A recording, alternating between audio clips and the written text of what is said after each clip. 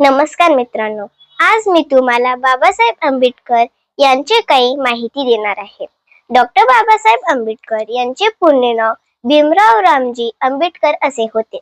त्यांचे जन्म 14 एप्रिल 1891 मध्ये मध्य प्रदेशातील माहू या गावी झाला. त्यांचे वडिलांचे नाव रामजी व आईचे नाव भीमाबाई होती. डॉक्टर बाबासाहेब आंबेडकर त्यांच्या शाळे जीवनात 18 तास दररोज अभ्यास करत. ते अत्यंत हुशार व महत्वाकांक्षी होते. डॉक्टर बाबासाहेब आंबेडकर हे भारतीय राज्यघटनेचे शिल्पकार होते. त्यांनी ES 1920 मध्ये मूकनायक पेपर सुरू केले. ES 1990 मध्ये त्यांना भारत सरकारने मरणोत्तर भारतरत्न हा सर्वोच्च नागरी पुरस्कार प्रदान केला.